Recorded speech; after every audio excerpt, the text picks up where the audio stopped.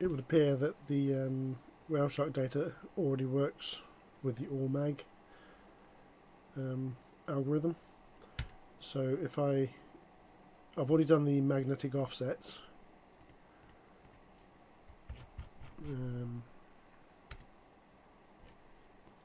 So I've already done the basic mag correction. If you right click for magnetometry, and then right click, and then tell it to load AllMag.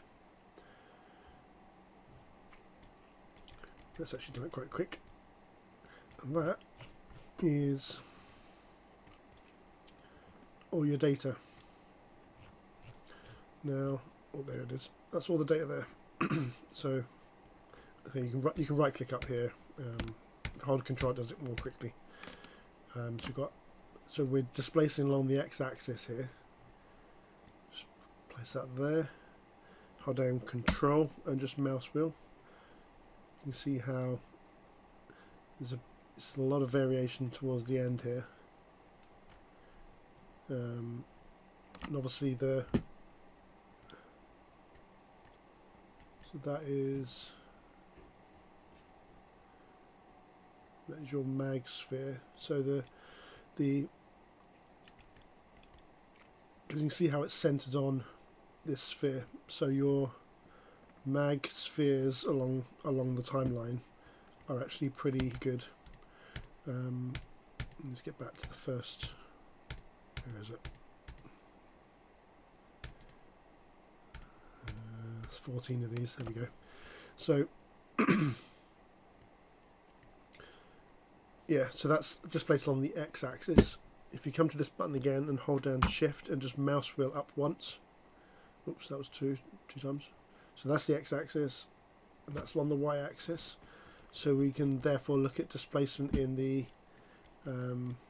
x and z axis. You can look at it like this. It's not too bad really, but towards the end, there's obviously around here. There is, if I slide along, actually.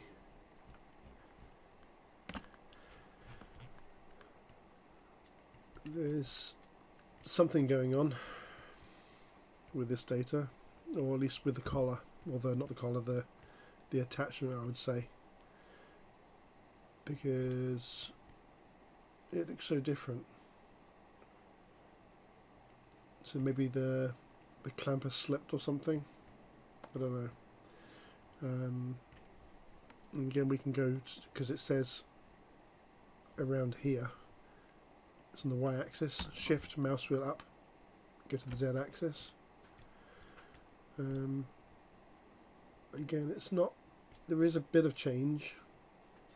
The data kind of swells up a bit. It becomes a bit more noisy. But if it's moving through the oceans, the magnetic field strength can vary with location. So the size of these spheres is varying a bit, because they're smaller here, wider there. If you look at the data, it's all fairly consistently on one side of the sphere, and it messes up around here, so I presume that's where the clamp has shifted considerably. But other than that, for the first 2/3 of the data, it seems to be fairly consistent. That's the x. That's along the y-axis, or the x-axis. Sorry, that's the y-axis again. Yeah, it doesn't look too bad until you get about 2/3, maybe 3/4 of the way through, and then something's happening to the clamp. Yeah, so then if you wanted to make any changes to this, then so you can just go with either the first 1, 2, 3, 4, 5, 6, 7, 8, 9, 10, 11, first 1, 11, 22, 33, 44, or you can oops, oh, doing that wrong, control. So you can select every other one if you wanted to, and then when you've selected the ones up here that you want to correct for, then you push the second button here, left click, and this is where you do your offsets. The first one obviously is going to be a bit of a nightmare. Mouse wheel up. Ooh. Ooh. That's not going to work, is it? Where's the next one? Next one's... Oh, hang on. That must be an error. That's an error in the code. Christ. Okay. Damn. Damn.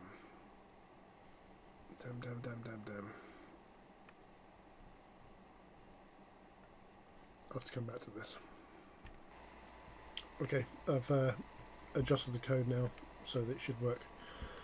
So yeah, the beginning of the data is going to be a bit iffy because of the stuff there. And then mouse wheel up. You can do it as best you can in both, obviously both axes. You're going to have to play with this. I'm not sure where the sphere is, but hopefully become more clear. Around there maybe. It's actually quite a large sphere of data, isn't it? So it's perhaps about there.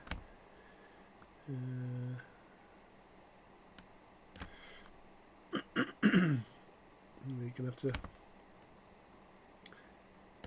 In fact...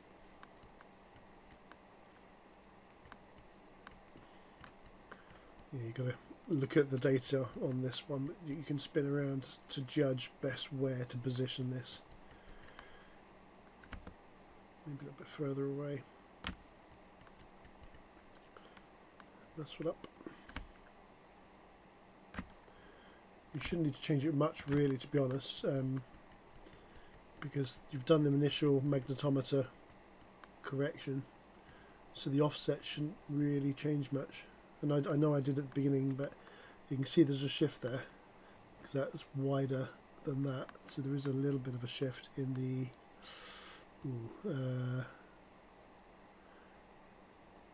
let's say the Y and the Z. So vertically that way and in the Z there. Again, it's hard to fully judge. Yeah, it's definitely shifting. It's moving that way. So we need to bring it back down on the Z and move it across in the X slightly. But again, it's best judgment on this. So once you've done all the ones that you've selected for correction, then you can just push the top button and it will reload your data, which is done. It's already done it in the background. That little button comes up because that's an error.